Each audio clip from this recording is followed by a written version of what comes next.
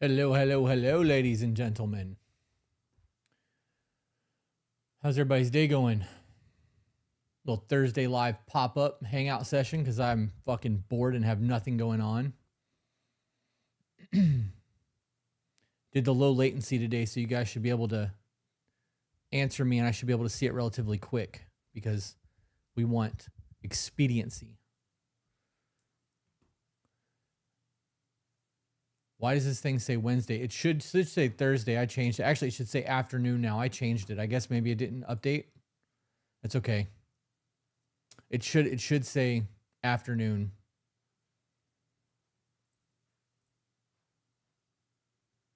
Let's see if I can fix it over here.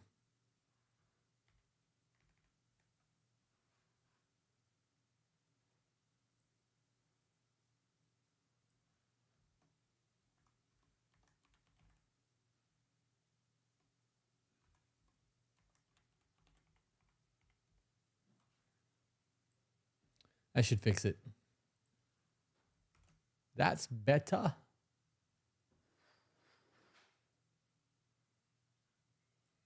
All right. Oh, I made that way small. Now I can't see the chat, guys. There we go. So I have some shit that I want to get into with you guys that's not normal Chris content. And you guys may fuck with it, you may not, but I want to get into some stuff. And I'm going to pop over to a different screen. Got the chat up there so you guys can see the chat. Breaking: jury finds Meta liable in child sex exploitation. 12-year-old girl opens Instagram account. She just wants to chat with friends and share fun photos, but then she's contacted by an adult man. He wants her to send naked images. Confused and scared, she's not sure what to do. Soon, she's contacted by yet another man. This one wants to meet up with her in person. And then another man, and another, and another. This was the experience of an Instagram account for a 12-year-old girl. Fortunately, the account was a fake one run by investigators under the leadership of New Mexico Attorney General Raul Torres. However, what the investigators found echoes the real-life experiences of countless children across the country. This is going to change the internet, guys. This is going to change our platform. This is going to change what To Be Better does.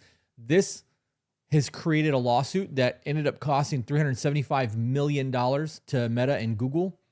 And as this plays out, what's going to happen is the algorithms that are being used to promote channels are no longer going to be able to be used. And this is going to be a whole lot of problems, right? And in a good way. Like, it's going to create problems for content creators such as ourselves, but this is a good change that's coming. It looks like we are finally going to get caught up, right? The technology and the laws that have been written and being used since the early 90s, fucking 30 years later, 35 years later, are now starting to catch up to what's actually taking place on the internet. It goes on to say that this is why AG Torres decided to bring a lawsuit against Meta, State of New Mexico, XREL versus Meta Platforms Incorporated et al. I don't know what that means.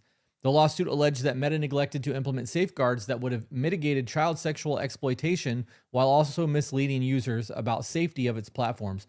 You guys know that Meta Platforms are the largest, was the largest child exploitation platforms on the planet, and now it's Google, and all of its subsidiary businesses. It goes on to say, and now this lawsuit has culminated in a truly historic victory. The jury has found Meta liable on all counts and ordered the company to pay $375 million in damages. Out of that $375 million, I believe that $300 million of it is going to a family that actually started the lawsuit. This person goes on to say, a jury held social media company accountable for harming kids for the first time. You guys want me to play this little video clip? This is from X.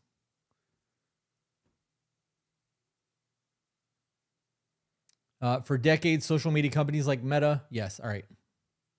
I'll put my headphones on so I can hear it also. This channel is not monetized, so they can't fucking ding me for playing copywritten content. The public record of Instagram's manifold failings is not in doubt. You know the harms you're inflicting, and you know what it would take to stop them. Nkosi has provided your team written and verbal proof, shared our research and experiences, pressure-tested policies and products to identify gaps, loopholes, and inconsistencies, elevated caregivers and children's concerns, offered to connect Instagram with young survivors and law enforcement. You worked with your team in good faith that true change would come. That faith is gone. Does that paragraph that you've just read reflect Nkosi's experience with Instagram? Absolutely. Man. I wonder if CNN has a video as well. Nope, just a photo. All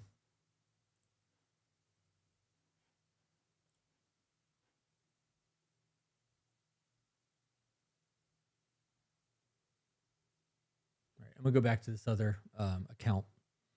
This is a first of a kind victory. For decades, social media companies like Meta have been able to hide behind the Section 230, which is a law that courts have misinterpreted as, I don't know how, I feel like this is a opinion piece now. This is insexualexploitation.org is the website that I'm reading this from, as providing tech platforms with near blanket immunity from liability for any harms caused by their products. As a result, the vast majority of lawsuits brought against tech companies are thrown out before they're even getting started. For a case to make its way to trial is almost unheard of, let alone for a verdict to find a tech company liable. The implications of this breakthrough cannot be overstated. This is the first major civil lawsuit brought against a social media company for harming kids that has resulted in a jury trial and a victorious verdict. Things are changing. The amount of things that's happening over the last couple of years, like people are fucking tired of people messing with children. Nkosi was proud to assist in this case when our very own Haley McNamara provided deposition testimony in May 2025, speaking on Meta's continual failure to solve problems that we raised to their attention. We are thrilled by the outcome and so proud to have been a part of this historic moment. That's what we just watched. All right, so the facts on the case. Evidence in the case has included documents provided by Meta, which showed over 100,000 children were exploited daily across its platforms. When AG Torres launched an investigation into Meta, his team utilized a fake profile of a 12-year-old girl to test the harms children experience. During the course of the investigation, 3 adult men attempted to meet the 12-year-old girl in person. God, I hope they fucking arrested those people. Okay, good. And were subsequently arrested. While several other men contacted the profile to solicit child sexual abuse material, the more apt word for child pornography, CSAM. If there's anything that they can do to prevent something like this, they will do the bare minimum to prevent future lawsuit. Well, okay, so it wasn't just Meta and YouTube that was sued. It was also Snapchat, TikTok, and someone else. And the other 3, I think it was 3. It might have just been Snapchat and TikTok. The other ones paid out before it actually went to trial. YouTube and Meta did not, and it went to trial and they lost, which is why they had to pay so much. Which means their ability, their risk to cost ratio, risking going to trial was cheaper than the payout would have been had they just had to do the payout. Crazy to think about. Because they do risk assessment. It's like that scene in Fight Club where the cost of the recall times the cost of paying out families in the case of death and the publicity and all of that shit, X plus Y equals Z. And if Z is less than the cost of the recall, they don't do the recall. They just let that shit go. I've heard there have been issues with adults messaging kids on Roblox. Roblox is the unsafest, the most dangerous platform for children. If you have children and you let your children play Roblox while online, there is a very, very, very high chance that they have come into contact with somebody who's attempted to groom them, or that fucking Roblox should not be a thing. The owner,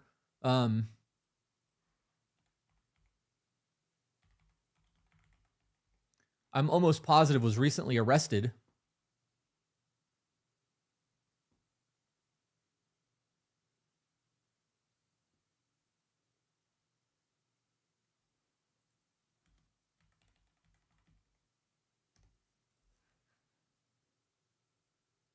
Oh, he was a programmer. Never mind. There was a programmer for Roblox that was arrested in March for federal child exploitation charges. Jamie Bourne. Okay, so it wasn't. I'm glad I checked that because otherwise I'd have been way fucking wrong. Anyways, this article goes on to say that Meta was repeatedly informed about the rampant sexual exploitation of its platforms, but neglected to address it. I just read it. Noxie informed them countless times over the years and met with their staff. Haley's deposition testimony explained how, despite these communications, Meta continued to allow dangerous designs, features that directly contributed to children's sexual exploitation. They did this because they know that younger people, this is no different than the tobacco companies marketing their products to children. You get them while they're young and they become addicted to this shit and they continue to do it their entire lives. So if you get a young person, 10, 11, 12, 13 years old, addicted to social media, you can fuck with their mental health. Meta had to go in front of the Congress over that because they were intentionally making people depressed. They ran psyops on us. They admitted it. And like that barely became news. You guys can fucking YouTube that. There's actual videos of Meta in front of Congress admitting to this shit. Getting these kids addicted, fucking with their self-esteem. The worse their self-esteem is, the higher their ad rates are because the kids stay on the apps longer. Once they're on the apps, the ads that are being targeted to them are things like beauty products, clothing, and things that they would spend money on to improve their self-image because that's where their attacks were coming from. Whole lot of nonsense there. Meta even dismissed these problems when their own executive raised them. A senior Meta executive called for a stronger safety measures after his 12-year-old daughter received unsolicited nude images, but his plea for action was reportedly ignored by other senior officials. Why wasn't real action taken? Right? Because now you can't say you don't fucking know any better. Chapel Roan became a Fortnite character days after her half-baked appearance on the red carpet. It's done on purpose because now when kids go to Google her, those will be the first images that come up as they are the most recent total inappropriate. I don't know who that is. Who is okay? Now we're gonna do this. Well, fuck it. Let's see what it does. Right? Because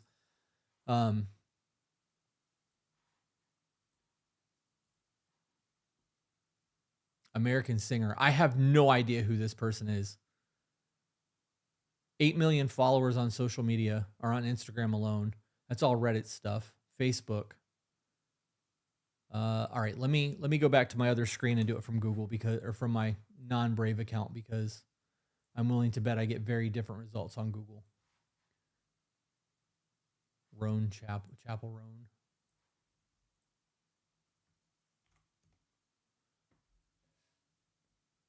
Yeah, see, there we go. Hotel controversy. I gotta be honest, I don't really care about any of this, but now I'm curious to see what kids are going to get if they buy this character. Or what they would like get when they pull it up. Facing backlash primarily due to accusations that her security team aggressively confronted a fan's 11-year-old child at a Brazil hotel, leaving the child in tears. Why are they canceling her over that? If that's the security team that did it and not her, I don't understand what the problem is. Why not go after the security team?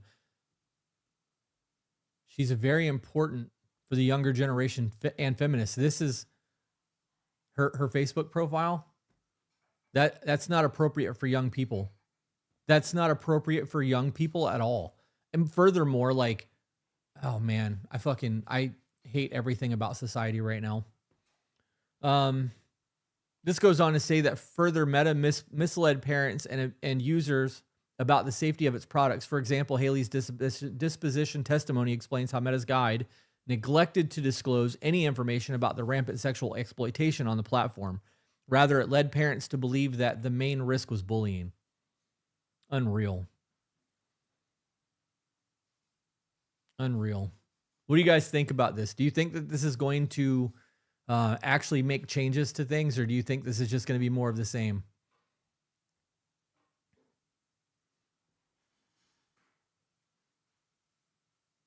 Her security team did it because she made it clear that she hates people talking to her in public, fans included. No pics or signatures from her. Then she shouldn't be in the spotlight. If that's true, if that's the way she views things, she should not be in the spotlight. This is Peaches and I get stopped everywhere we go. Swear to God, and like we are nobodies on the internet. We're nobodies. Like we're not famous in any way, shape, or form like that. We can't go to the gas station without somebody being like, hey, we love your podcast. That's fucking great. I love that.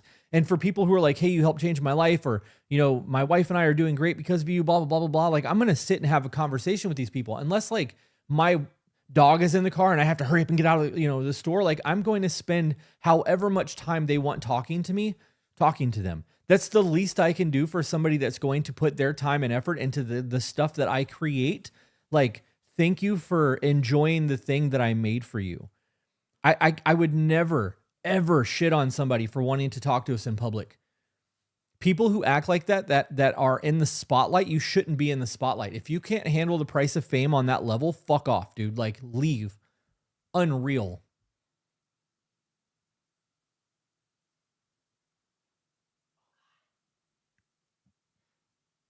Did you stick your finger in an orange? I don't know, but it's sticky. I don't know what it is. Fuck. Where was it? I don't know. Oh, it's honey. It's honey. It's from the blue honey that I made yesterday. That's yeah, sorry about that. All right. I have another one I want to get into that's not child exploitation. You guys ever seen one of these things before? Recall alert. 10.2 million metal wire bristle grill brushes recalled, sold at Home Depot. It's good. Wait till you hear what I'm about to say. I saw a video of this little boy who ate a burger and they pulled a bristle out of his like throat. I'm like, no, thank you. Mine's worse. Yeah. Well, let me read the article, or is this just going to be all ads? So it gives the things. They were all sold at Home Depot for between $5 and $15. There have been 68 reports of small wire bristles coming off the brush, including 5 where a person swallowed the wire and had to get medical help to get it out of their throat or digestive tract. The company released a statement to Cox Media Group's national content desk via email, which read, out of abundance of caution, we made a proactive decision to voluntarily recall these brushes. X plus Y equals Z. If Z is less than the cost of the recall, they won't do one. So they're recalling this because they're getting sued. Okay? This is one of those things where I at one point had one of these wire bristles while I was cleaning the grill and getting all the gunk off the grill get stuck into a sausage that I had cooked while I was meal prepping while I was dieting. I threw it on the grill. I didn't see the wire. It obviously got stuck in the sausage somehow. And the day before Thanksgiving, I'm at the tattoo shop at like 7, 8 o'clock in the morning. And that's my breakfast that day. And I bit into it. And when I bit into it, I had a hole in my back tooth and it went through my tooth and embedded itself in my jawbone. Not in the gum line. It was in the bone. And like I was chewing, I was like, oh, what the fuck was that? Oh, what the fuck was that? Like, and I spit my food out and I opened my mouth and I could see a little bit of glimmer. I'm like, oh my God, what is this? And I grab a pair of hemostats. For those of you who don't know, that's what piercers use to hold jewelry so that they can tighten things down or like to unclip because fingers are hard, especially if you're working orally. And I'm standing in this mirror and I open my mouth and I grab this fucking thing with these hemostats and I'm trying to pull it out by myself. And just touching that wire made it feel like I was being electrocuted, like I was getting shocked in my mouth. And I'm like freaking out, right? And it's the day before Thanksgiving. No one can get me in. So I had a little bit of Dilaudid left after my motorcycle accident that I had to take to get through the weekend, and it was a Friday. So I had to go from Thursday morning until Monday morning before I could get to the dentist to have it pulled out. They went in and they numbed my jawline. The dentist was a little short woman. She had to have been maybe 5 foot tall. She was like, she couldn't pull it out. It was so in my jawbone that like just pulling it wasn't enough. She had to like put her hand on my teeth and use her fingers as leverage to pop that fucking thing out of my jaw. Do not use these wire brushes. There are so many other ways to clean your fucking grill. Use scrapers. You can use aluminum foil. This is a whole ass thing. Yeah. I did not have nerve damage. Nope, no nerve damage. But that was one of the most painful things that I've ever experienced. And like, I'm stubborn, so I kept trying to pull it out on my own because I didn't want to go through the entire weekend like that. but grabbing and pulling, like I almost passed out standing up. And I'm not a weenie, guys. Like I have a pretty high pain tolerance. Oh, so bad. So bad. Let's see what else is trending right now.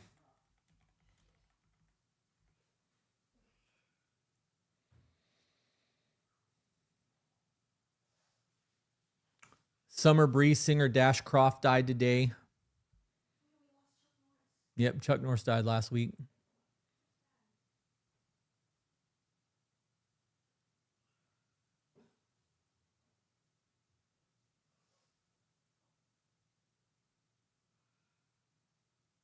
Two chihuahuas save a shih tzu from a coyote. That's funny.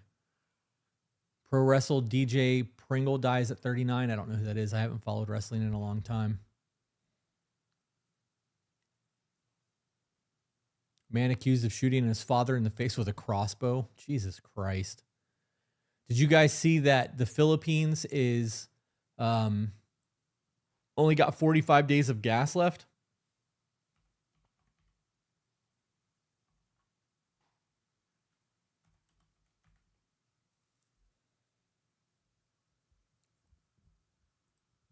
Let's see if this is the article that I looked at earlier.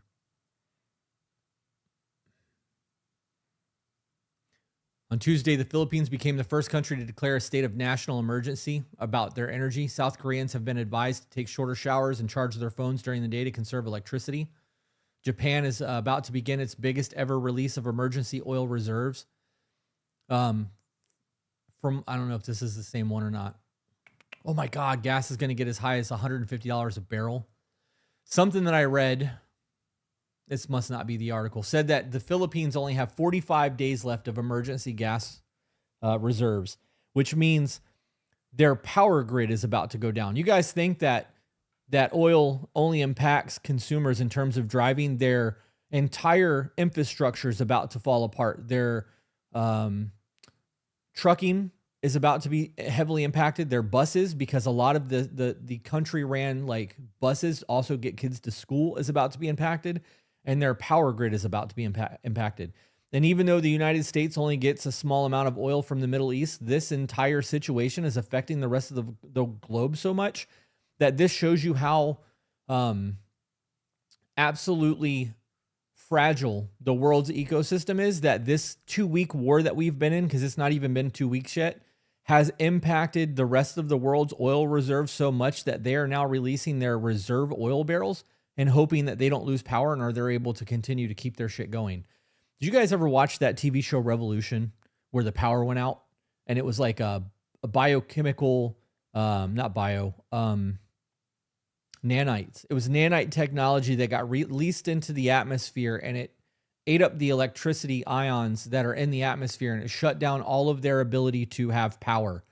And it completely reset the world. It was one of my favorite TV shows. I can't believe it got canceled. It was so fucking good.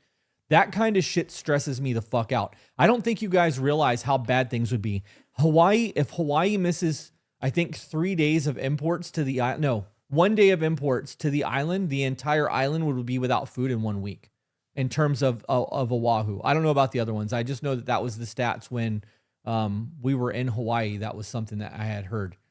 And it's crazy to think about. The beef market is about to go up in the United States also due to the high demand and extremely low availability. Well, it's more than that. It's about to go up because meat producers are now being forced to label their meat, if it's lab grown, as lab grown, and they can no longer pass it off as authentic, unmolested meat, if you want to call it that. And because of that, they can't pass off fucked up food to us anymore. They have to start labeling it as what it is. People aren't going to buy it. So real meat costs are absolutely about to go through the fucking roof. Yep.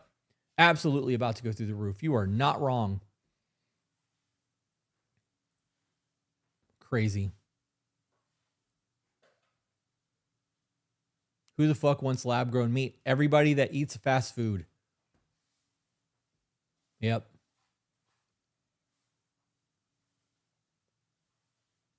Woman accused of shooting at Rihanna's mansion enters a not guilty plea. Who gives a shit? We put way too much. I mean, obviously, we don't want anybody getting shot at, but we put way too much stock in what goes into, quote unquote celebrities. These people are paid actors, like they're entertainers. Their job is to give us something to distract our life, and people get so caught up in what they're doing and trying to mimic them and do all that shit.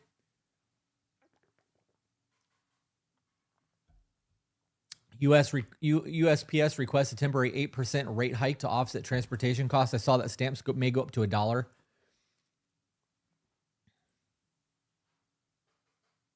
61 people watching. Hell yeah. Thanks for hanging out, guys.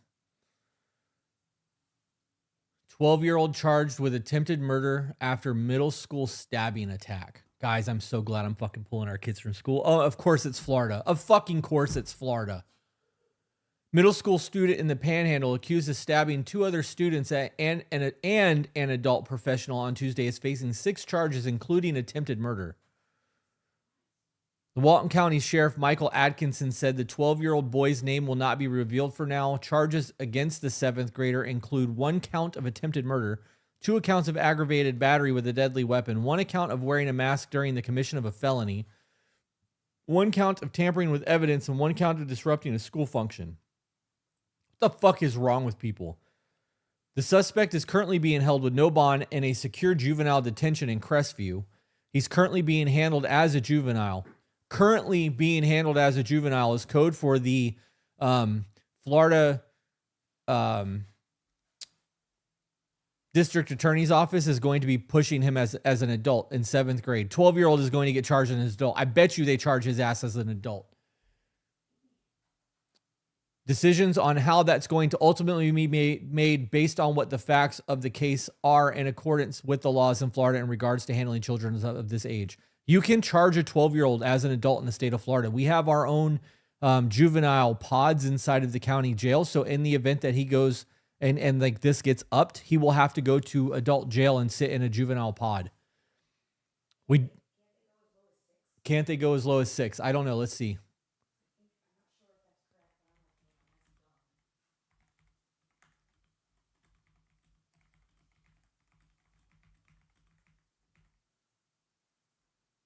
I don't know, Carrie. 14. Oh, so they changed it. The youngest a juvenile can generally be charged as an adult. Through a process called direct file, prosecutors have the discretion to transfer minors 14 or older to adult court for serious felonies. They changed it. No minimum age, specific cases. While 14 is the typical minimum, there is no absolute minimum age for capital offenses, which is murder. So this kid could absolutely be charged as an adult. I wonder why he did it. Came out of the bathroom at the school wearing a mask and armed with a sharp object. This first student he comes in contact with, stabbing the victim several times. The suspect attacked the first student he came in contact with. Just fucking some random kid walking to class that probably never did anything to him. Fuck is wrong with people, man? This is why you guys need to discipline your children properly. This is why you need to be present in their life.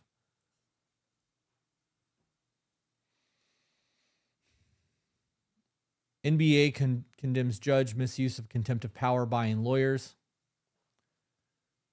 Buffy reboot of Buffy the Vampire Slayer is coming. Whoop-de-doo.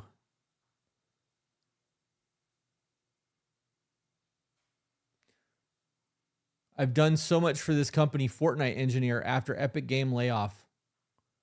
Oh, let's look at that. I don't like that. I'm not a Fortnite guy. Like, I don't really give a shit about Fortnite at all. But I do know that the owner of Fortnite has bought more than 50,000 acres in North Carolina to make sure that it's not developed, and I fuck with that.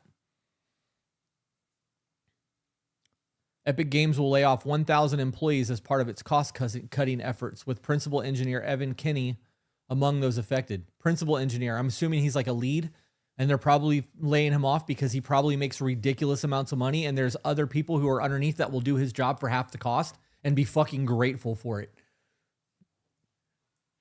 Kinney, who spent nearly 9 years at the company, reacted publicly on LinkedIn and X, expressing confusion over his inclusion in the layoffs, despite what he described as consistent contributions and strong performance feedback. I'm still kind of shell-shocked and trying to figure everything out, but for some reason I was included in the layoffs. It was because you make too much money. It says it right at the top of this. They're trying to cut costs. Truly believe that people need to be put through testing before having children. As much as I don't like the government involved in all of our shit, there is a part of me that agrees with that. Oh, shit. Didn't mean to do that.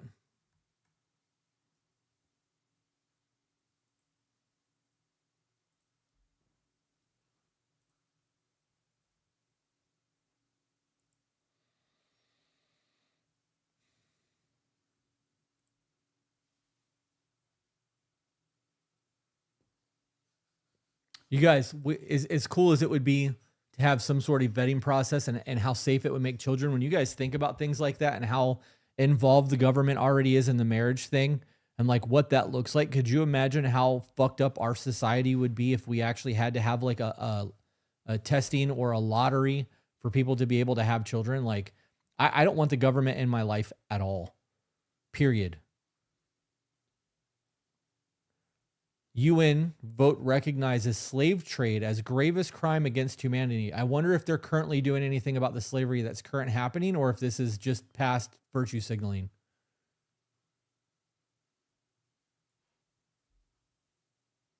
Vote recognizing enslavement of Africans during the transatlantic slave trade as the gravest crime against humanity after a proposal championed by Ghana to provide succor to victims of slavery. I wonder if they're going to get into the fact that there was the Barbary pirates and the slavery that went on all over the world at that time, because it wasn't just in the Atlantic slave trade. And that was literally happening all over the world at that point.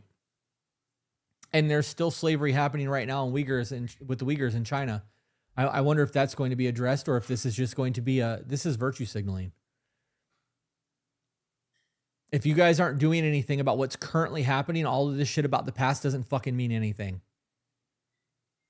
Between 1500 and 1800, around 12 to 15 million were captured in Africa and taken to the Americas where they were forced to work as slaves. It is estimated that over 2 million people died on the journey. I like that they just said that they were taken from Africa to the Americans and did not just state that it was solely Black Africans, because there was a whole lot of slavery that was going on with the transatlantic slave trade with Barbary pirates. If you guys aren't familiar with that, you should look into it, because there were actually more Caucasian people in slavery during that time frame than there was Black African people, and it went across the continent of Eurasia. It wasn't just with the Barbary pirates. It went all the way into the Middle East. There was a whole lot that was going on at that time frame. The world was fucking chaos.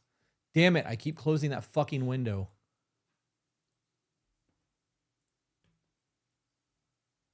Gotta go page 5 now. What do you think is going to happen with Iran, guys? Do you guys think that this is going to actually be something that gets wrapped up soon, or do you think it's going to continue to happen? You know that we have been in a war every 10 to 15 years since 1913. We have been at war, and it's been a continuous thing. Like, we have the war, it boosts our economy, the economy starts to trickle out, and then we go to war again. And it has been a perpetual thing. And during that time, our national debt has gotten out of control. This is one of those things that, depending on what news source you watch, some news sources are telling you that we are decimating these people, including our president. And then on the other side, there's people saying that they're not making deals, they're not even coming to the table, like this is all bullshit, Trump is lying, and like all yada, yada, yada. I just want to thank you for doing this episode. You're welcome. Guys, I'm fucking bored out of my mind. My wife is gone and is probably not going to be home until 5 or 6 o'clock tonight, because we have therapy shit with the kids, and like I don't have anything to do. So real shit, it's either this or I go lay on the couch and doom scroll, and I would rather go live and hang out and have people to talk to than fucking be by myself on the couch. There's a mild level of loneliness happening in my life right now. We watched the Madison last night. There's a whole lot of things that went on with that show that made me realize that I don't have a whole lot of close friends. If you guys haven't watched that, it's amazing. Amazing, amazing show. 1 in 5 Americans now regularly get news on TikTok, up sharply from 2020. Okay, this was September of 2025. Since TikTok has been bought out, that number has dropped drastically because we're no longer seeing the news on TikTok. That was part of the reason that America fucking got involved and got rid of it, was because we were seeing world news and they were not in control of the narrative that was being pushed.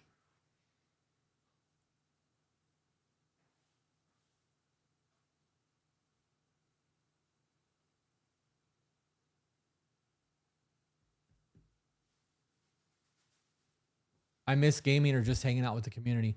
I miss the gaming too. The problem was I was the only dude in a group chat full of women, and like I'm not willing to do that. Sometimes I don't know if I can trust TikTok news. You shouldn't trust TikTok news. You should get on Brave, use a VPN, and then Google the shit. Because you can't find world information. Like there's things going on right now that I would not be able to do and find unless I turn my VPN on because of where we're at. Like there's a whole lot of blockage and shit that's happening. Chris, want to help me plan for a men's retreat D&D campaign. Are you going to the men's retreat in August, or are you doing ceremony? Or both? Edo court jails man for $19,400 Bitcoin fraud. Bitcoin was crashing the last time I looked. It was up to 120,000 a coin, and it's down to like 70 or 60 or something the last time I looked. What is gray rocking and why is it trending? That was from last year. Come on, keep me up to date. Trending news this week. I don't give a fuck about things that's happening last week. Come on. Last year.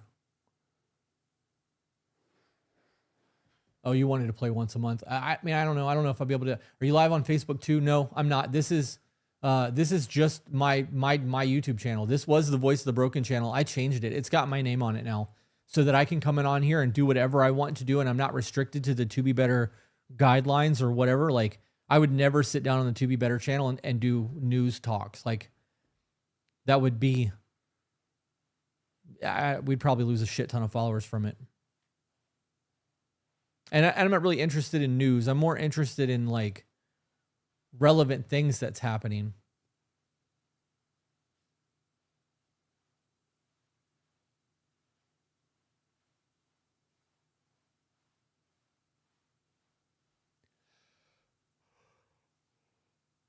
Excuse me.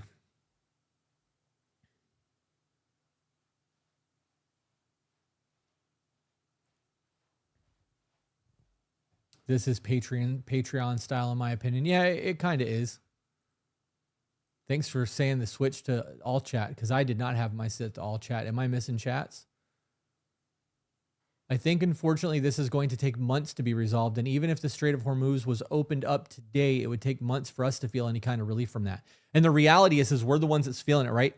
The government and politicians and shit with their private jets aren't being affected by this. It's literally all us.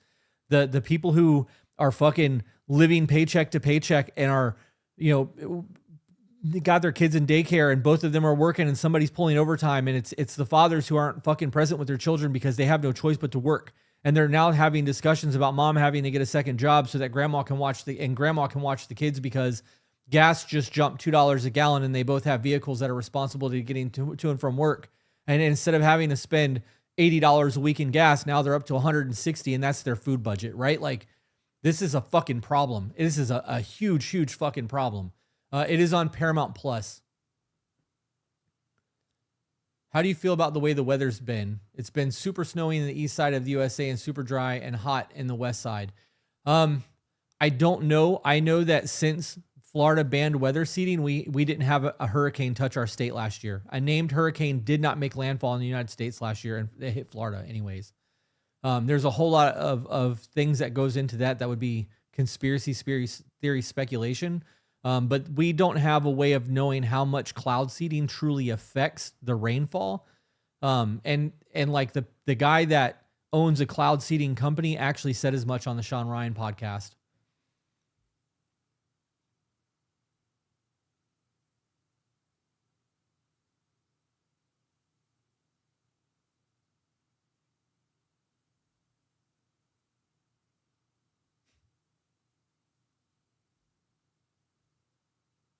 Why not just living for the weekend? Maybe a social media trend for good. This is from 2025, but let's see what this article says. I also have some men's mental health shit I want to get into. Did you see Donnie T said his son is too tall to join the military? Is that a thing? I saw that they increased the age of people enrolling to, I think, 41 or 40. I think it was 42. And if that's the case, there are people that I know personally who will probably be re-enrolling because those guys really miss being in the military.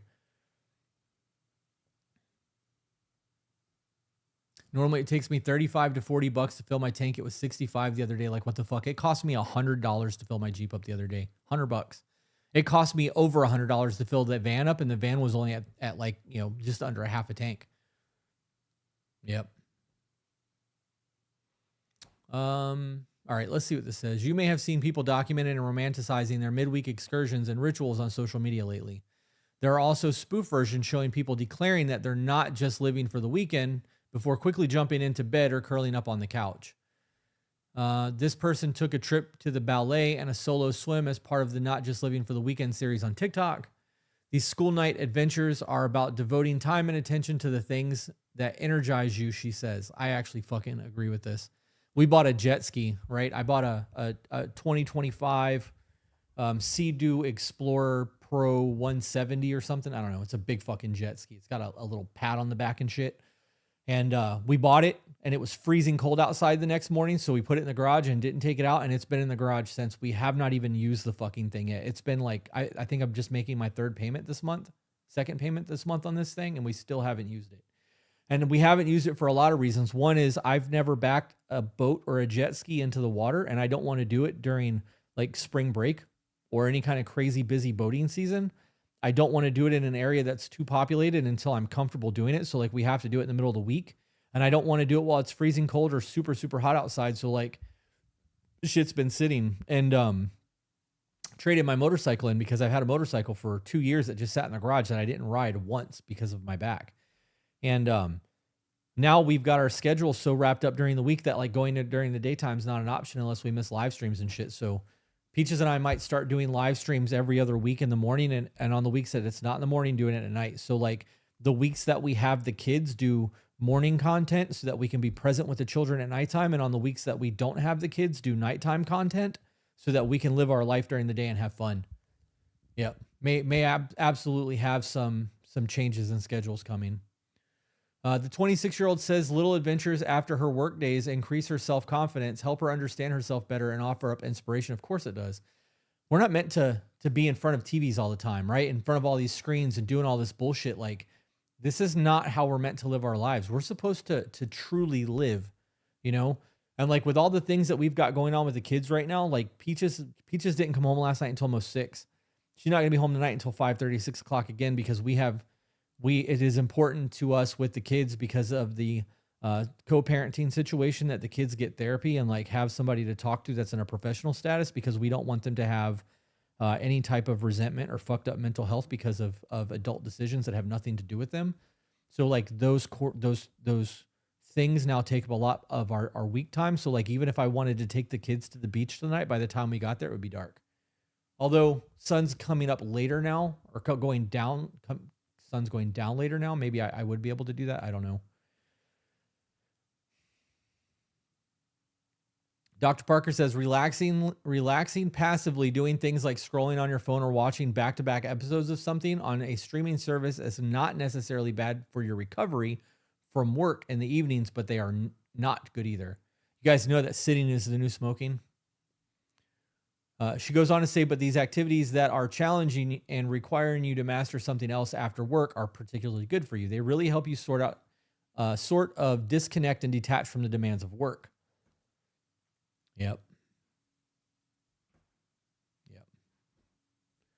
Can't believe that we need articles to tell us this shit. That's how fucking stupid we've become as a species.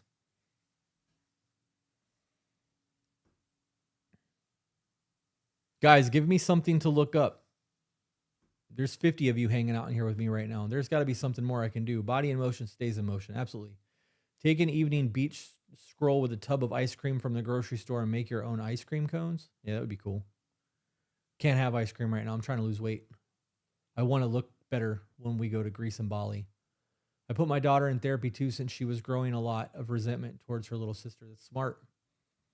Columns under Egypt. Oh, the pyramids. I read somewhere that doing 10 squats an hour and the movement that causes impact is a way to prevent blood sugar issues. I would believe that.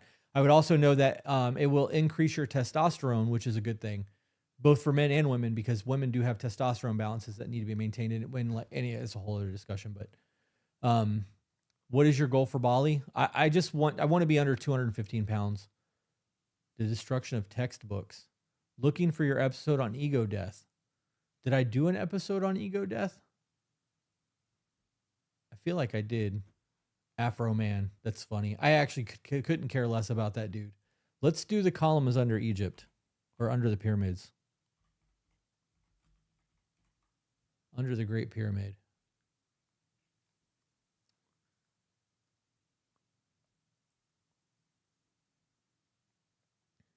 I don't know if Lad Bible is a very real thing or not, but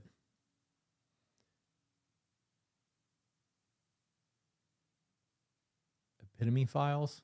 Did you mean to say Epstein Files? I'm not getting into that. There's so many content creators that are jumping on that bandwagon for views and all of that shit that I'm not trying to do that. Too much going on this website. It's fucking, I feel like I'm in Ready Player One.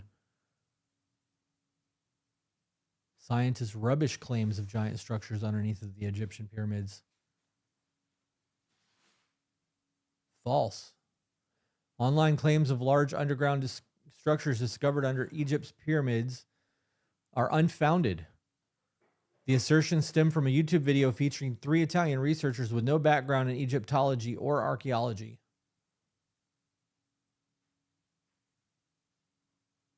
So apparently this isn't real.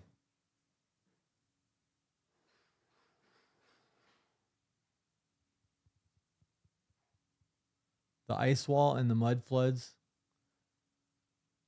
The Taylor Whoever video y'all made was a good watch. Thank you for that. My fiance really liked the conversation about the depiction of children in new media and how it's child exploitation. That shit, that conversation makes me angry. I get mad when I talk about that. You guys don't realize how much shit you see online where, oh man, I've been talking this whole time on my screen. I've got articles pulled up that I've been reading and you guys haven't been able to see it. Sorry about that.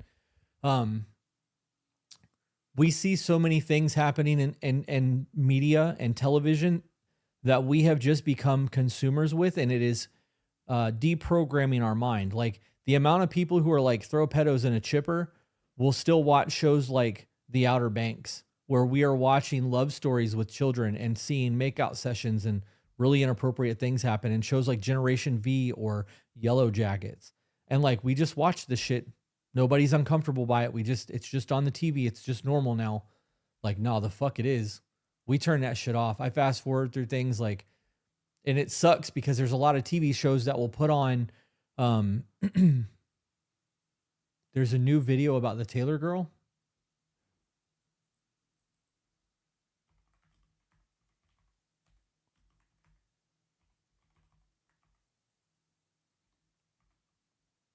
New allegations.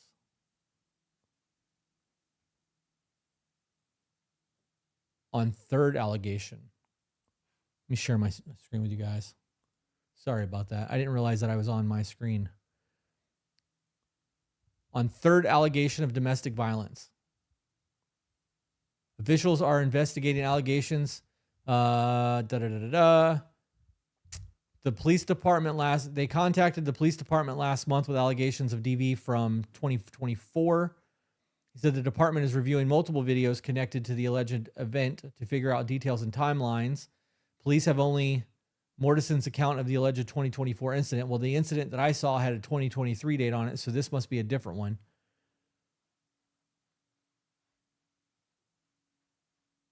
Salt Lake County District Attorney Sam Gill said in a statement Tuesday that his office requested all the investigative material. Her son was removed from custody. Love that.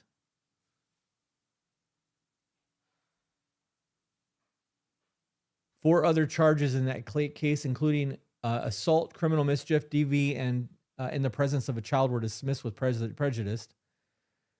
So the 2023 arrest they're talking about, TMZ, blah, blah, blah.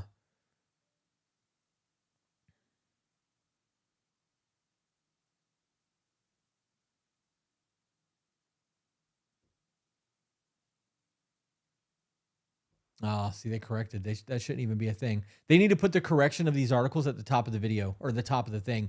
They do that shit at the bottom because they know nobody will ever go that far down. And so when they make fucked up statements in these things, they can just leave it up. And it creates a whole lot of misinformation because people never go to the bottom of those things.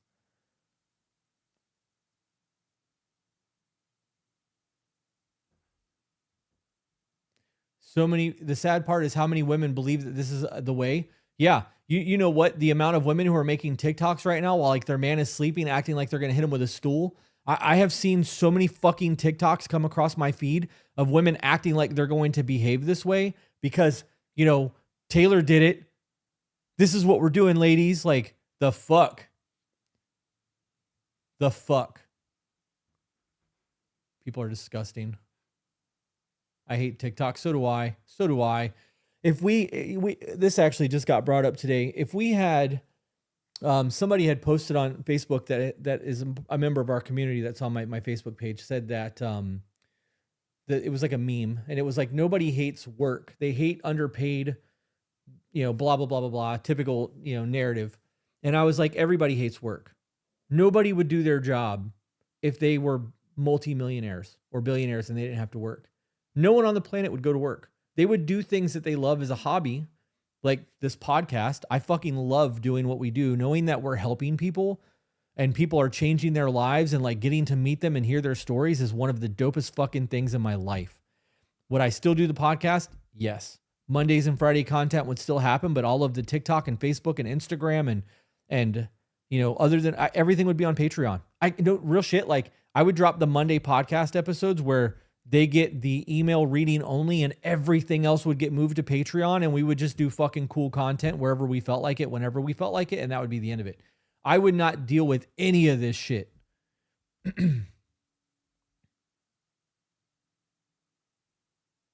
Yeah, nobody would go to work. You guys would do things that you enjoy that fill your cup and that would be a hobby or it would be philanthropy or it would be donating your time. It would be doing a whole lot of things, not going and flipping burgers or going to sit in an office and deal with the lawyers and doctors and stocks and fucking, you know, media and all of that bullshit. Like if you guys had the money to truly live your life and you never had to work another day, you wouldn't go to work. Nobody would. Nobody would.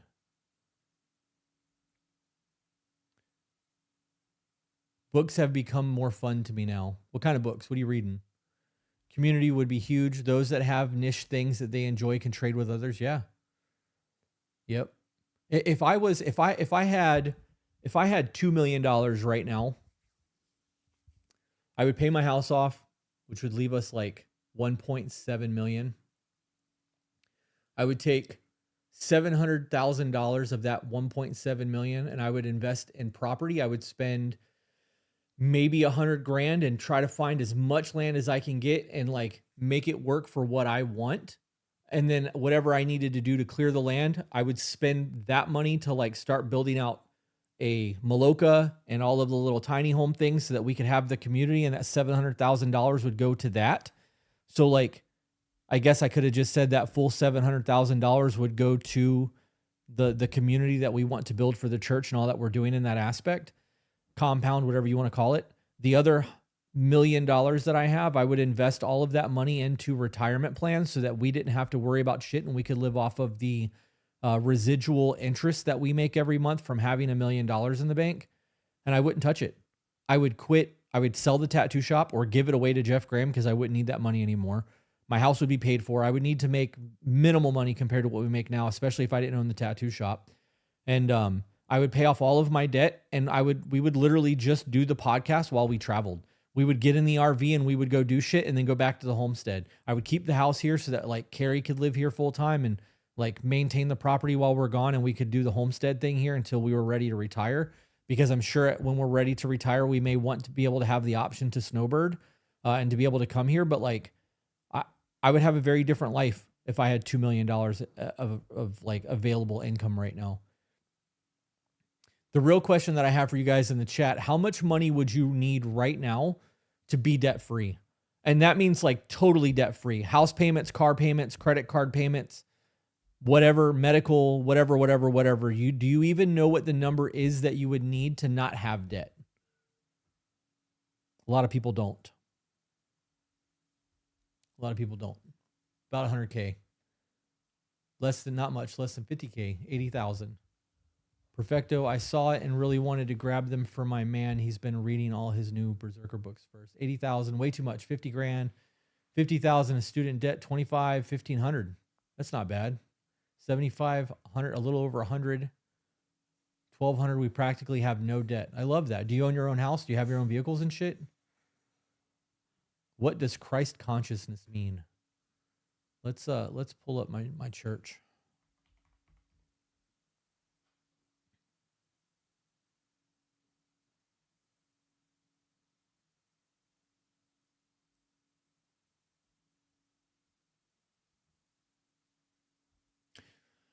Christ consciousness. We walk the path of Christ consciousness through love, humility, courage, forgiveness, and service. Love leads to humility. It protects against ego inflation. Courage confronts corruption and fear. Forgiveness releases resentment without abandoning boundaries, service, expression.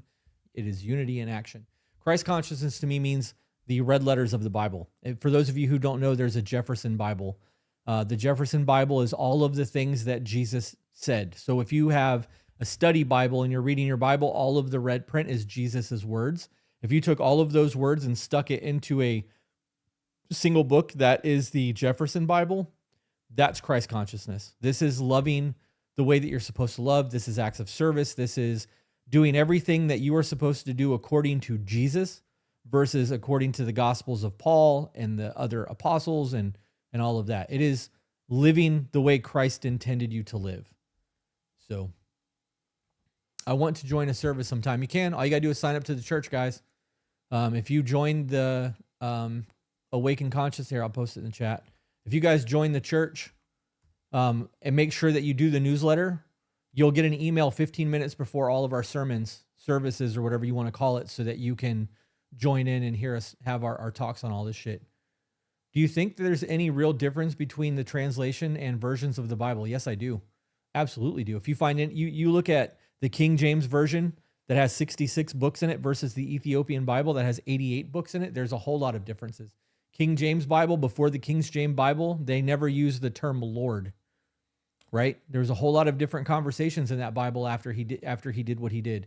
There were different books involved in that Bible before he did. If you look at the what do they call it? I keep wanting to call it chronological, but that's not the right word. The non-canonical. The words, it's escaping my brain, but you have like the gospel according to Philip, the gospel according to Thomas, the book of Enoch. There's a whole lot of books that were removed. The gospel of Mary Magdalene, like there's a whole lot of books that the King James Bible decided not to put in there. Non-canonical. I can't even say that word. Yep. Do you and Peaches still read the Bible? We do. We read scripture from time to time. I'm reading more now from the Jefferson Bible. But we're not Christians, guys. Peaches and I have never once claimed to be Christians. We are followers of Christ. I don't believe in Paul. I don't believe in the blood sacrifice that is blood magic according to the Bible. If you guys look at the crucifixion of Jesus for us to be saved in God's eyes, that is a blood ritual. That is a pagan blood ritual. And if you look at Jesus's words, nowhere did Jesus say, cover yourself in my blood and claim me king for your sins after I die on this cross so that you can be saved. It's just not a thing. Jesus said, love God above all. Love your neighbor as if you love yourself. There are actual commandments given by Jesus that tells you how to get to heaven. The kingdom is within you. So I am a follower of Christ. I've been wanting to join. I'm nervous because of religious trauma from fundamentalist Christian upbringing. That sounds right up my alley, though. You should check out a sermon. I can post a sermon. Your videos. Filter. Can I filter? By visibility, unlisted. Look at that. Service number 3. There you go. There's a service you guys can watch if you want to see what's going on with the church.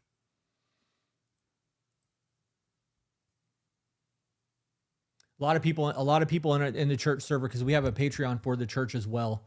A lot of people that are in the church server said that they were scared of joining too because of religious trauma. A whole lot of control and ugliness based around, massive religious dogma, right? So having the ability to have a space where we're not putting God in a box and all walks of faith are welcome as long as you're respectful. Like, there's a lot of dope ass shit happening in our thing. So in our server, it's nothing like it, and genuinely feeling spiritual, not like a painful, traumatic, toxic experience. I love that. Nobody is there to judge. We all just band together to share beliefs, support, and love one another. That's how it's supposed to be. It's how it's supposed to be. Christ consciousness is a thing for a reason. We do believe in an infinite creator. And that's Peach's and I's belief. You guys may not. You may be Wiccan. You may be whatever you are. That's your choice. The Christ consciousness aspect of what we do in the Hermetic principles is why we can have the conversations that we have without hatred. I'm so glad that you guys love what we're doing with the church. Knowing that, because like real shit, I think we're at almost 100 members in terms of the Patreon. I know that we're over 100 members otherwise. But seeing you guys in the Discord every morning, when I get up, I leave the house right away and I go get on a treadmill, and the first thing I check is that server to see what's going on. And there's positive conversation going on in there, and there's thoughtful conversation. Having somebody ask a question and see everybody give their opinion and from a place of their own point of view and not, I need to change your mind, is fucking incredible to me. And when people give their opinions and they think about things like that, like it's not, it's from a place of love. Like I'm willing to change my mind when somebody presents something to me from a place of love and not from control and pushing you under my thumb. You know what I mean? It's crazy. Absolutely crazy. I'm going to post the church Discord or the church website one more time and pin it. And then I'm going to move away from the church conversation because I don't like trying to sell people on shit. So there it is if you guys have questions. Chris, how do you recover from leg day enough where you can still function? My legs are messed up and I can't walk right. Go easier. You're going too hard, bro. You're going too hard. You want to also do active recovery to get that lactic acid out of your legs. Going for walks at nighttime after leg day is a good way to get the lactic acid to move before it like really solidifies in your muscles. Active recovery goes a long way. You guys opening the church is the first time I've considered joining a spiritual community since being raised in the church. It feels ... safe. Well, thank you for that. Hubby said he will sit in the Sunday service with me this weekend. Hell yeah. Drink the Kool-Aid. That's funny. Kool-Aid is not our drink, guys. It's cacao with mushrooms in it because we are a sacred sacrament church that has the mushroom as part of our holy sacrament.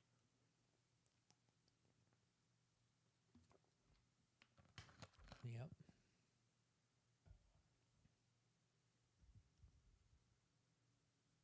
We have candy. We will.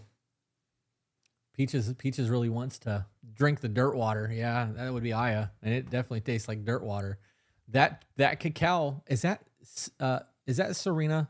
Are you Serena from the like Josh and Serena? Is that who you are? Serena Barina. I still haven't mentioned the church to my mom because when we went to Costa Rica, she asked if it was a cult. Laughing that's funny. You should have told her that it's not a cult, that we're a weird sex cult or some shit, like just to fuck with her. That's funny. Serena. Okay, cool. So did you think that the mushroom cacao mixture that we served you guys at ceremony tasted like dirt water, or was it okay? I actually am making blue honey right now so that we can do regular tea with honey in it versus having to do cacao because some of the people really did not like the cacao.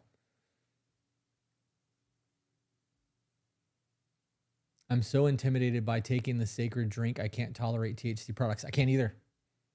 Real shit. I can't either. I can't even vape a 1-to-1 ratio of CBD or like a high CBD with a low THC. Fucks me up, dude. Like I can't think. I can't talk. It makes me fucking dumb. I cannot stand that shit. I am not about it. But the other things, totally different ball game. I've listened to you in Peach for years now.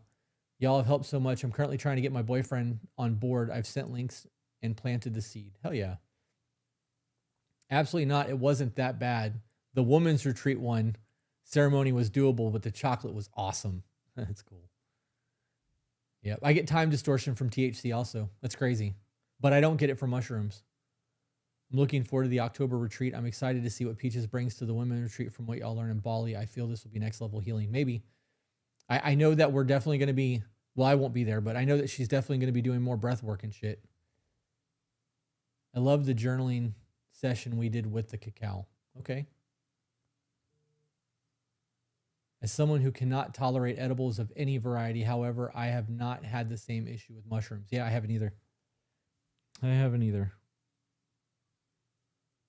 I just got a message that, holy shit, I got it. I don't know what he got, but let's see.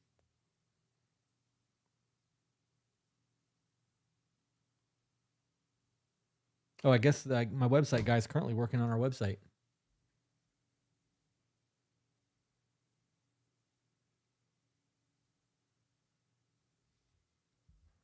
What else would you guys like to talk about?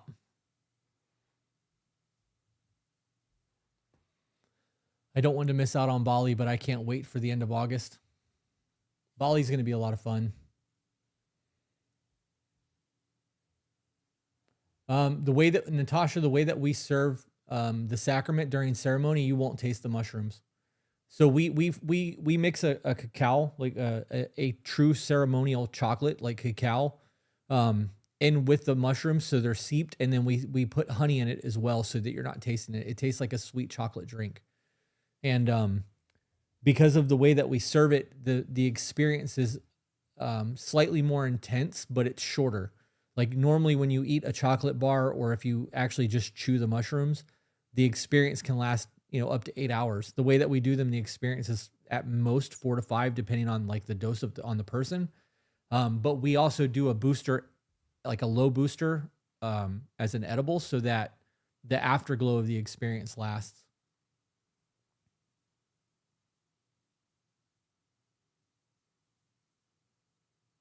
After being out on multiple stomach medicines, THC is the only thing that helps me be able to eat sometimes. I believe that there's a whole lot of people out there that have things like Crohn's disease. Cannabis helps with a lot. I actually, like, as much as I'm not a cannabis person, because the way that it affects me, I am not against it. I view tobacco, cannabis, mapacho, all of these are sacred medicines to me.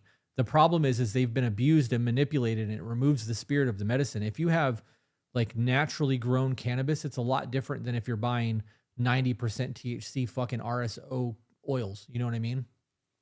But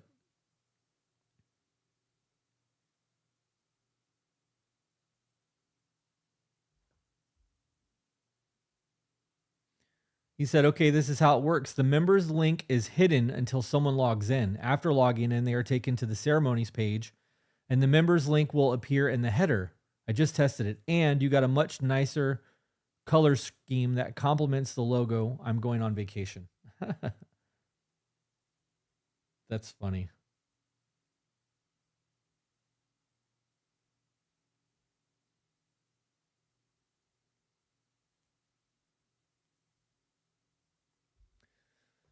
So if I move this, ceremonies, makes you log in. Cool. Dig that.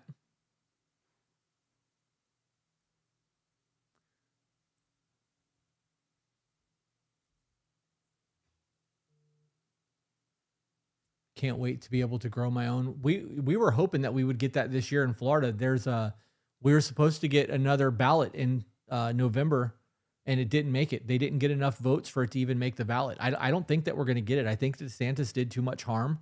And I think that Trulieve is so much of a conglomerate or like fucked up company that like I don't think that Florida is going to get recreational anytime soon. That man doesn't know how to vacation. What man doesn't know how to vacation?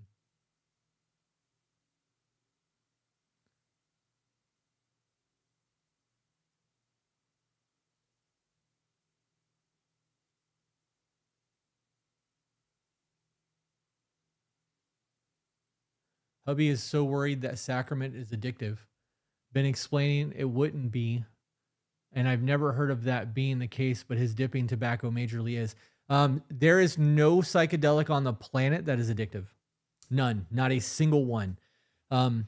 Furthermore, people who have really big experiences and are not using it for fun normally don't do it more than once or twice a year. And that's if they're like really into it and they're using it for spiritual healing, because some of the experiences can be a lot. And like you need time to integrate and process and go through what's going on. It's a lot. Oh, Chaotic doesn't know how to vacation. Is he actually on vacation? Because he's been working on my website for 2 days.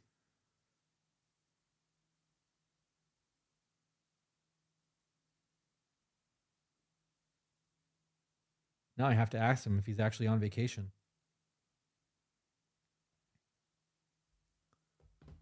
My husband is a propagation manager for a cannabis company. Pretty cool. Hell yeah. Working hard to come in August. Are you going to come by yourself this time?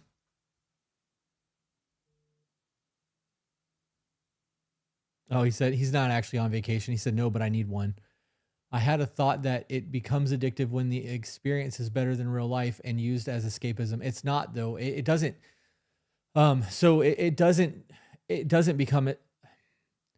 It doesn't, because even when you have a really good time and it's fun, it takes one moment to have something go wrong. And like, I can understand people using it for escapism, but there's no addictive things to it.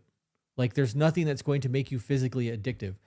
People are going to use escapism as escapism. You can look at our phones for that. There's addictions and mentally to everything, but physical addiction is a different conversation, I guess is how I should have worded that. I am tired and I have carpal tunnel. That's funny.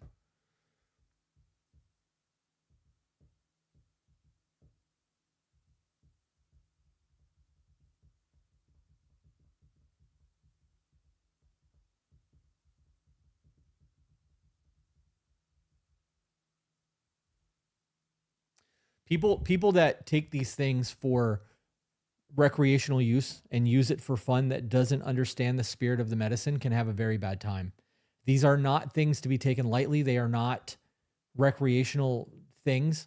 I have seen people on very low amounts have very spiritual experiences in very odd places. And like, you don't want to be that person. You don't want to be the one that's coming out of a conversation with the source and realizing that you're in a party full of, 30 people who are fucking inebriated, drunk, and the energy's all fucked up. And like, now you're wondering how you're going to get home, right? Like there's a whole lot that goes into all of that. People need to really respect the sacrament. It is not a fun thing. It can be. You can totally have a good time on it, but I can talk about plant medicines all day long. This is one of my passions in life, and it has been for 25 years now. But totally different topic with the homeschooling. Do you and Peaches plan to follow a curriculum or plan your own based off of required standards? She told me the other day that she has 3 websites that she's wanting to use so that we can pass the standards for Florida's expectations, which isn't fucking much because Florida has one of the worst school systems in the country. Beyond that, we are going to be doing a lot of our own stuff. Super late, but what's up, brother? Stuck behind a desk for the day and finally catching up. Is that my Jay? I've never seen your name look like that.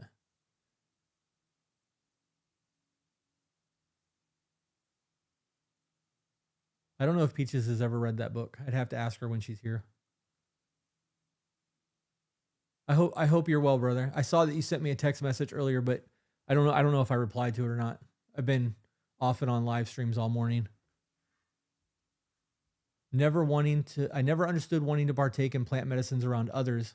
It was always something I do to face traumas or stimulate growth. Solo in my own place felt the best. That's because you've never sat in ceremony.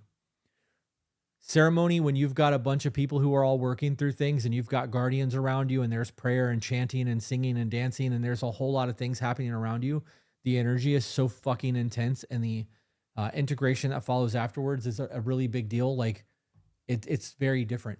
And I get it, because Peaches and I, when we journey from now on, like when we do our ceremonies, we're doing them by ourselves. We're not going to be going back to ceremony where we are in the medicine around other people.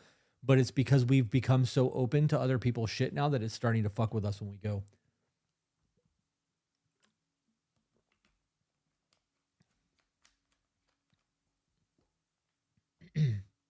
After the breathwork experience at the first women's retreat, I now really want to attend ceremony. You should come in August. We have rooms available, or bunks available, August and October.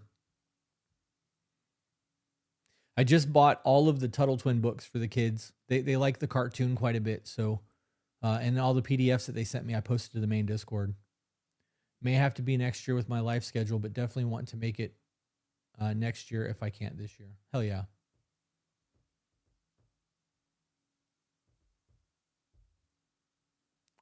Yep. Attending ceremony is a goal for me, I think. Cool. Good times, good times. Wonder if there's anything else I can look up while I'm sitting here. I want to come for a ceremony. You guys join the church.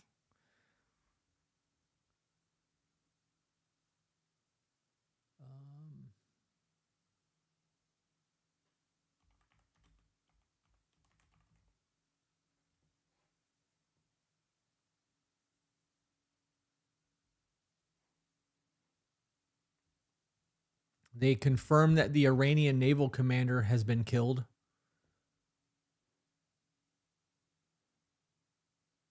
CNN is saying that Trump cast doubt on a prospect of an Iranian deal. Iran has rejected the ceasefire plan. 9 hours ago, Axios said that the Pentagon is preparing for a massive final blow of Iran war. I know this is one of those things that Peaches and I talked about the other day on one of the episodes that we were doing. I would not want to be the person that has to be in the hot seat for this, right? If you are, there are mushroom healing centers opening in Colorado, and I think that is pretty cool. They got to be real careful calling it a healing center.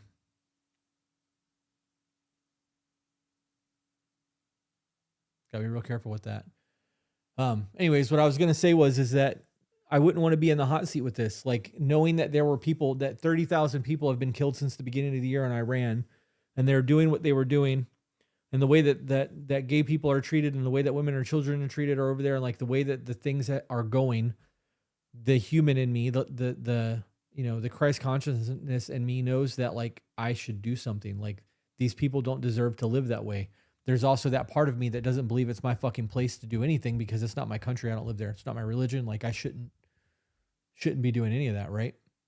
And then the other side of that is, if you're going to go to war and we are going to intervene and try to do something, like, how long are we going to do this and torment these people? Like, there's a part of me that thinks that if you're going to do this, it needs to be so swift that it's done and over with in a day or two. Like, we have the military might to just go over there and flatten that fucking place. But I don't know. I wouldn't want to be in that position. Just read a quick snippet on using psilocybin as an aid to tobacco cessation. I actually saw that and posted that article. Do you have to be a member of the church to be in the server? I just signed up. If you sign up on Patreon to join the Patreon server, it technically makes you a member. You're a paid member of the church. But if you want the church sermons sent to you and like you want to watch on Zoom, you do have to be a member through the website. Yeah. Let me see if I can pull that article up. Make sure that my screen's not on so you guys can't see my Discord, because that's private news.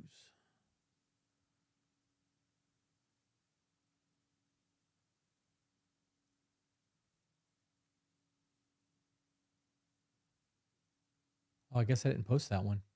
I normally post all of the news articles that I read about psychedelics in that server, especially when it comes to psilocybin.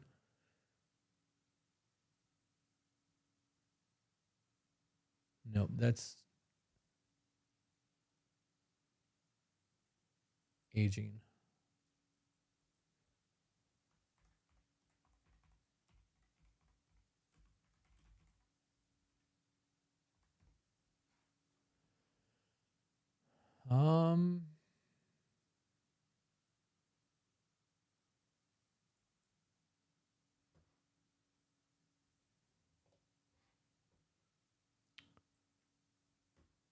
I wish that there was dates on here. Oh, 2026. This was published in March of 2026. What tobacco smoking cessation rates does psilocybin and experimental treatment yield compared with nicotine patch and established treatment with individuals in both groups receiving standardized cognitive behavioral therapy, CBT? Everybody that has anybody in their life that has any type of mental illness, CBT is huge for you and them. This pilot randomized clinical trial, 42 participant randomized to receive psilocybin, had more than 6 times greater the odds of prolonged smoking abstinence in 6 months after treatment than 40 participants who received the nicotine patch. Wow. These results suggest that psilocybin holds potential in the treatment of tobacco use disorder and along with other psychedelics should be investigated further for tobacco and other substance abuse disorders. When we talk about substance abuse disorders, guys, the founder of Alcoholics Anonymous cured his drinking, got sober from a single dose of LSD. And for like 30 years of his life, he was trying to push the US government into recognizing LSD as a treatment for alcoholism. And when they finally shut it the fuck down completely, he moved to Canada, and continued trying. Yep.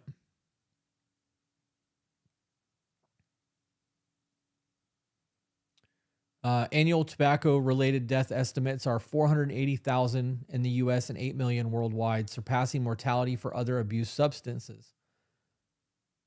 I mean, that's more than drugs because it says passing mortality for other abused substances. It doesn't say like alcohol or anything like that. So, I mean, I guess that's the highest. The goal is to compare prolonged smoking abstinence rates in smokers receiving psilocybin plus CBT with those receiving the nicotine patch plus CBT.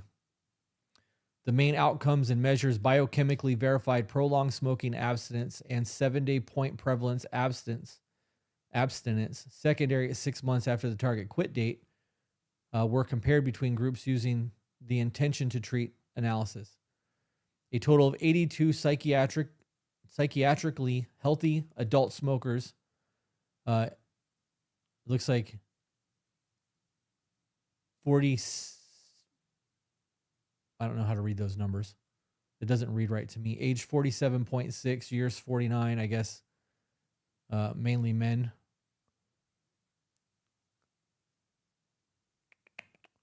Participated in the study with 68 completing the 6-month 68 people completing the 6-month follow-up. At 6-month follow-up, 17 participants receiving psilocybin, 40.5% exhibited biochemically verified prolonged abstinence compared to the 4 participants. It's crazy. Crazy. I saw that Coca-Cola is now testing cannabis-infused drinks. Did you guys see that?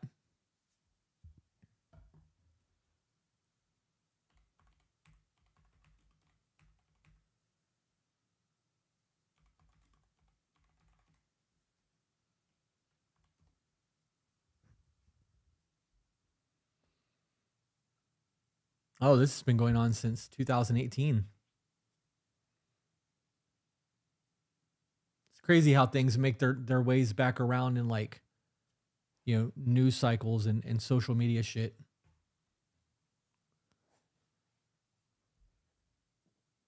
This is what I saw, which is why I had thought that it was real. This CBD can.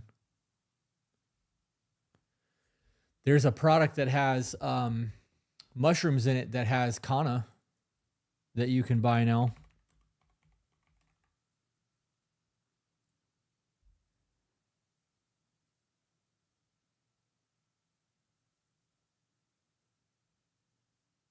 It's called Silly Goose, but with a P. I don't understand why they called it that and made it that, because with a P, it makes it sound like it's got psilocybin in it, but it doesn't. It has kanna and lion's mane. Belle drank one of these and said it was like she took a Xanax.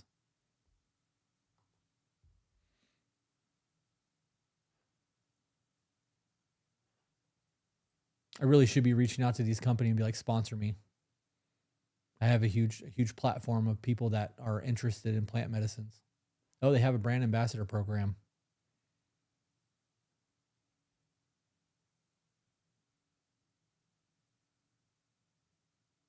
Maybe. Maybe. Not interested in doing that just yet, though.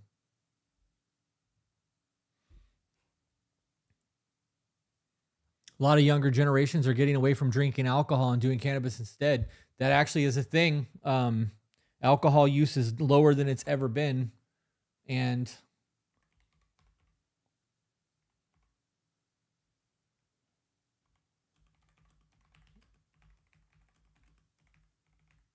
it's because of cannabis use. See if I can pull that up.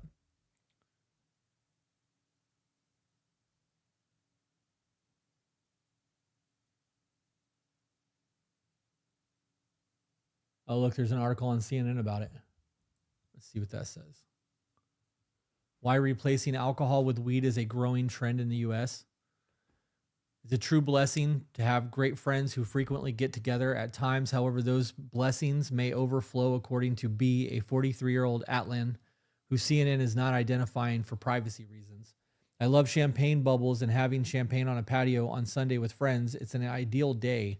But my friends hang out all the time, and even on a weeknight, it would end up being bottles of wine. I felt like I should have invested in a box of wine, especially during the pandemic. Today, B has given up alcohol and turning instead to marijuana gummies when she wants a buzz. The use of weed to replace alcohol is a growing trend in the United States. In fact, a recent study found for the first time ever the daily use of cannabis of any kind among Americans surpassed the daily use of alcohol. Sheer numbers, of course, many more people still drink alcohol on occasion than use marijuana, which is now legal for recreation use in 24 states and Washington, D.C., and for medical use in 38 states. Still, nearly 18 million people aged 12 and older reported using marijuana daily or near daily in 2022, compared to about 15 million who said they used alcohol at the same frequency, according to the study's analysis of the most recent data from the National Survey of Drug Use and Health.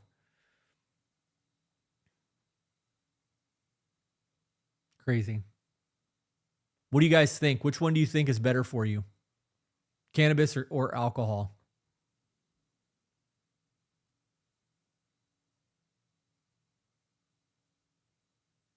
Yeah, guys, if you guys are enjoying the content, like it. Share the video if you want to get more people in here. Cannabis, cannabis, cannabis. Yep.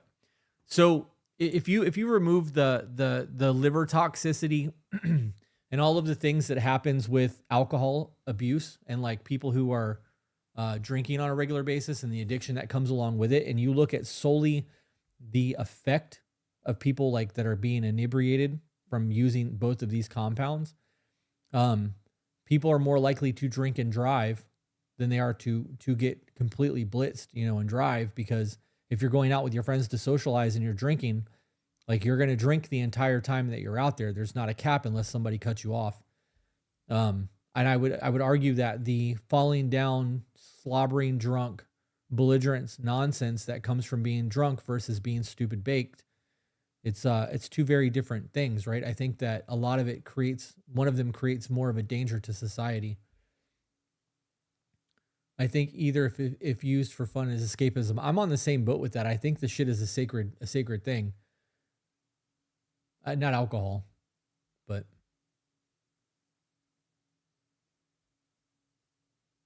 alcohol is a depressant. THC is either a depressant or a stimulant, depending on the strain. Yeah, I agree with that. Both can be damaging if overused, but I feel like cannabis is overall much better. Very different. I honestly can't stand being around drunk people. Right? Me either. Cannabis is antidepressant. Alcohol is a depressant. The cannabis argument being an antidepressant, I don't know if I would agree with that. I do know that some people can use it for that. I also know that other people get more depressed because of it. Let me let Ivy in real quick, guys. I'll be right back.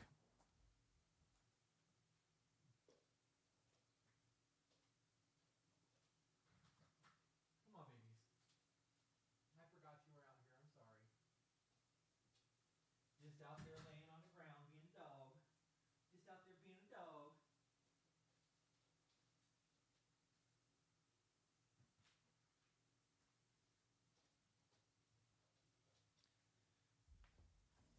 Sometimes I think she only comes in because I open the door. She really does just like laying on the back porch. I think that's her favorite place to be.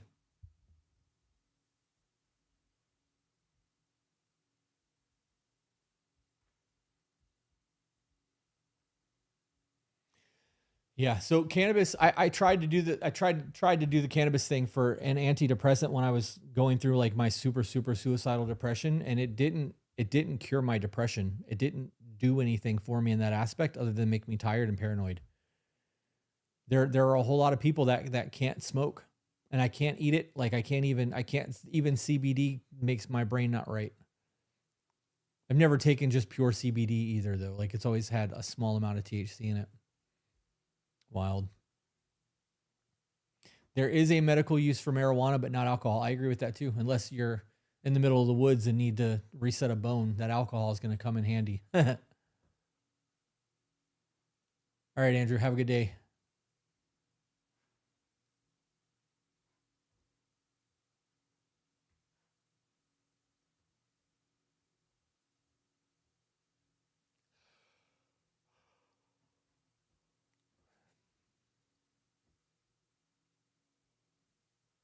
I love that you guys found ways to make that work. How is the feeling different from sacrament versus cannabis? One, I mean, they're both technically psychoactive compounds. One of them is a hallucinogenic, and the other one is not.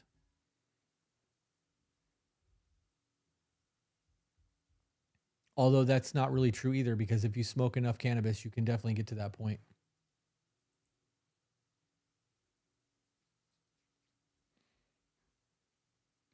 Did you guys see that Melania Trump brought a AI powered robot to the White House? Its name was Figure 3. And it came out and did like a little speech. And then once it did its speech, it introduced everybody there and then spoke in different languages to everyone that was there. And I know that this is a gimmick and people are like, this is dumb. And, you know, they feel how they feel about it. Let me pull this up so you guys can see my screen. Right? That's the robot. I believe that we are en route to have robots in our home in the next 10 years, like across the board. If we can get these things to be affordable or less than $200 a month in terms of like you rent the robot at $200 a month kind of thing, and like they come and upgrade it and new models or whatever. I could see this being a thing that this becomes a very normal part of our lives. If you look at things like CES 2026,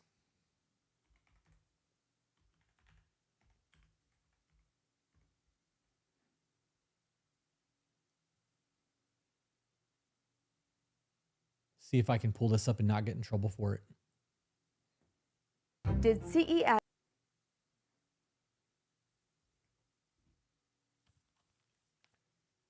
I'm going to pull this up and find sections of this where you can see the robots without me getting flagged for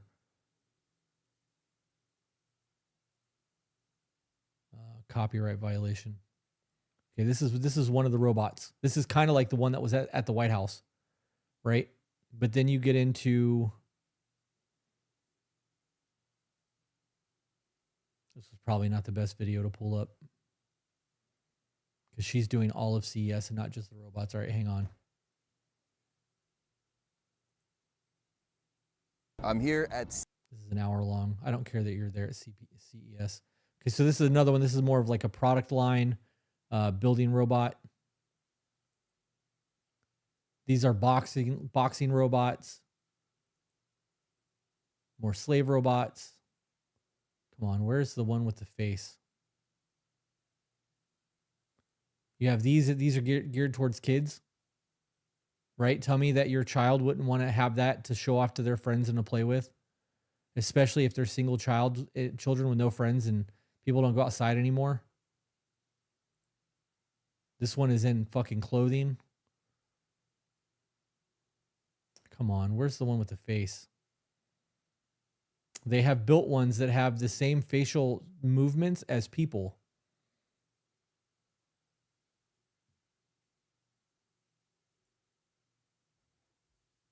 Damn it.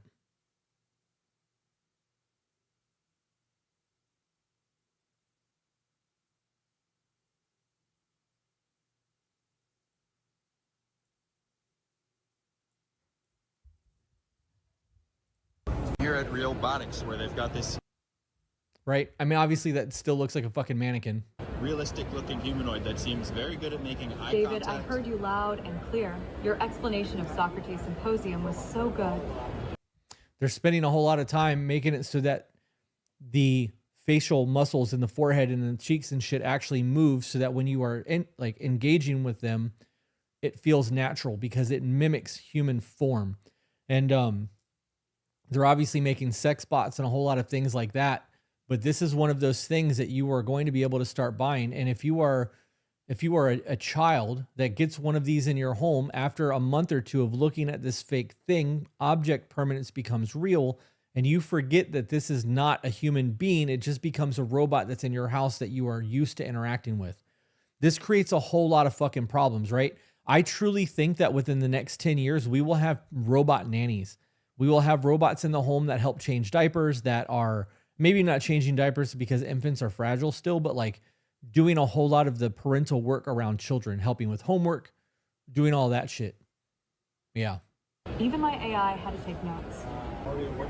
Hey, what's the future of Look, she looks like every fucking actress right now.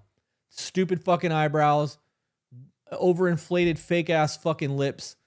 Tell me I'm wrong. Tell me this doesn't look like every actress right now.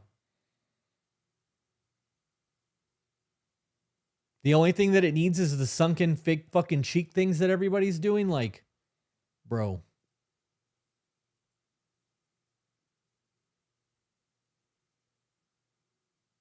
Yep. Whole ass thing. We can't see the robot. Oh, I had my screen up. My bad. Let me see if I can find it again. I thought I had my screen up when it was playing. here at Realbotics, where they've got this realistic-looking humanoid that seems very good at making eye David, contact. I heard you loud and clear. Your explanation of Socrates' Symposium was so good. Even my AI had to take notes. Hey, what's the... There it is. Tell me that doesn't look like every actress, guys. Tell me I'm wrong. What is a generation of kids raised by robots going to grow up to be? The same thing that they already are, slaves to the system. We're heading towards Wall-E because of this shit. There's a whole lot of belief systems right now that that we are going to need a universal basic income, which if that ever happens, the opportunity of being pulled out of poverty will not be there. You will not be able to move forward ever again in terms of success, you know, startups, whatever the case may be, because you will only be given what they give you, and that's the extent of it. They won't be able to understand body language. future of humanoid robots in construction? Dean, get ready for the most electrifying... Humanoid robots in construction could mean fewer sore backs and more precise work. But I will stick to conversation and leave the... See, this is just fucking stressing me out, dude. There was other ones that had more facial movement. Like they put a whole lot more time into the face because this is something that's going to be used for sex robots. There's also robots now that are able to carry an infant to term. Have you ever seen the people riding carts in Walmart? Wall-E is already here. That's funny. I will be robophobic. And judge your relationship. Well, I mean, you can do that now because there's a whole lot of people out there that are fucking dating AI.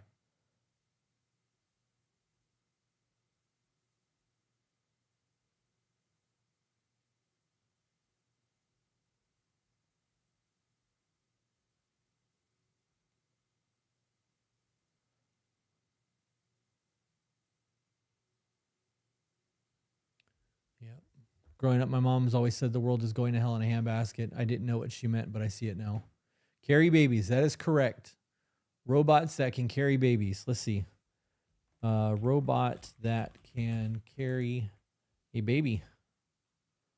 Chinese firm Kiwa Technology is developing a humanoid pregnancy robot designed to carry a human fetus to term via an abdominal artificial womb, expected as a prototype by 2026.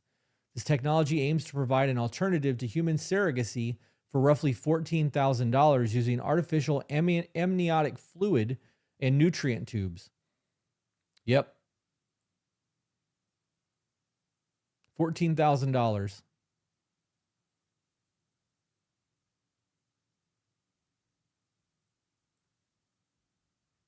Well, what was once confined to the dark visions of science fiction is now becoming a stark reality. Scientists in China have unveiled a concept that could forever change the meaning of life, of parenthood, and what it is to be a human. A new arms race is underway, not for military might, but for the very procedure of creation. Our next report telling you more.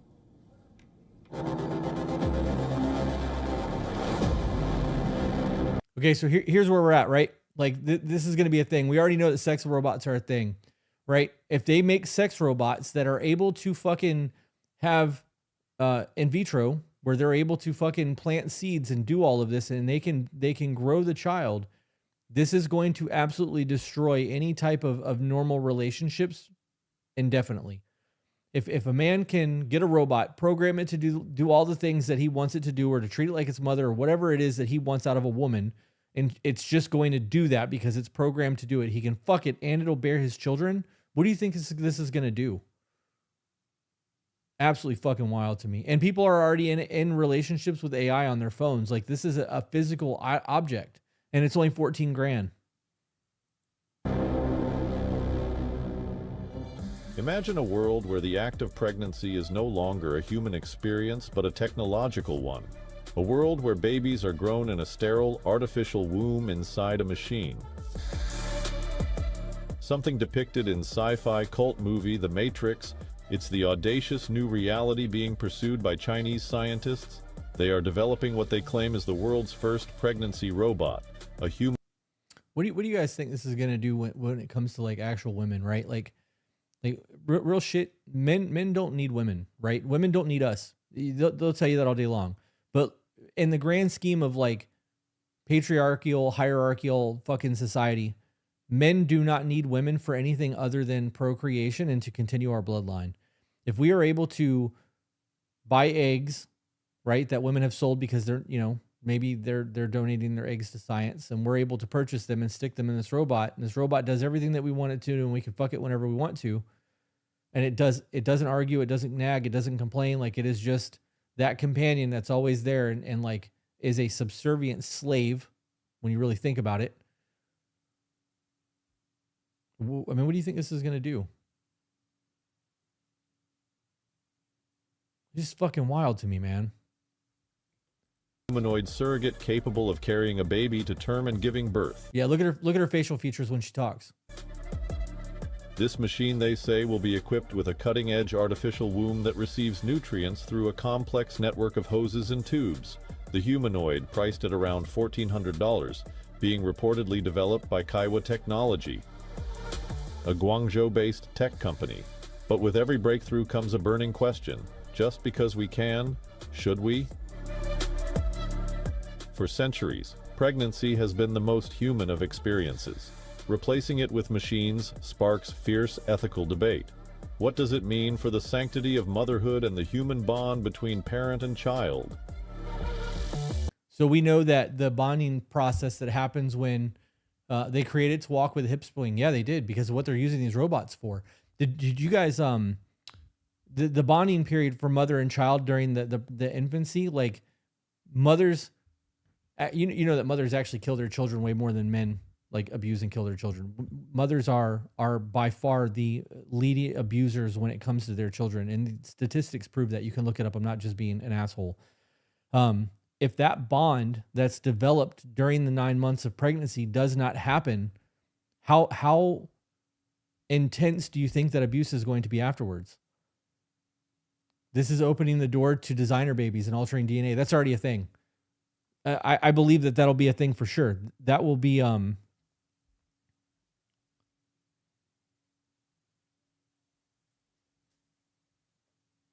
Sorry, Sean just messaged me. I sent him a video this morning about a house. I guess I must have misunderstood something.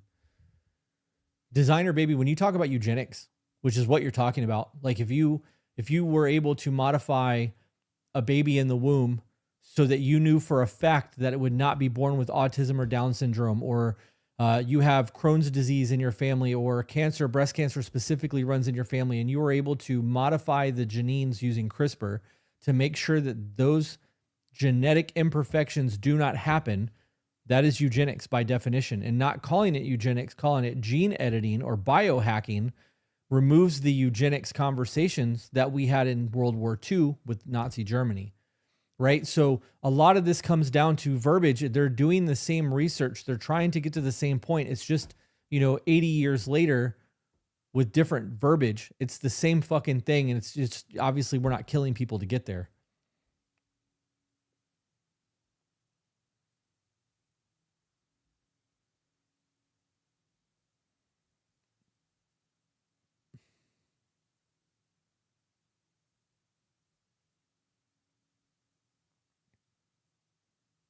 Absolutely fucking crazy to me. I'm a sci-fi nerd, fucking scared. Resident Evil looks more and more likely. Look at stem cell therapy. People will just leave a country to one that will provide it for whatever they need. I've actually looked into stem cell because it would help my back.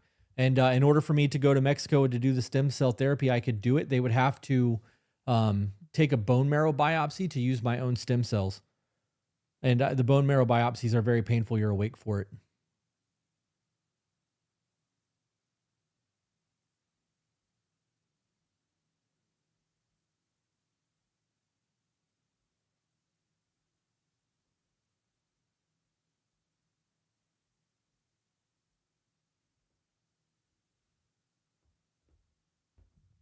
Eugenics rebranding is wild. It is when you think about it. Biohacking is also one of those things that I've looked into pretty heavily. And once you biohack DNA, because we have the ability to do it, you cannot undo whatever you do. So in the event that you are trying to remove hay fever and you change something and that genetic shift makes it so that people can't live past 8 years old, you can't undo that. That's now the lifespan of humanity until we're extinct. Which would be less than a generation. Absolutely fucking wild.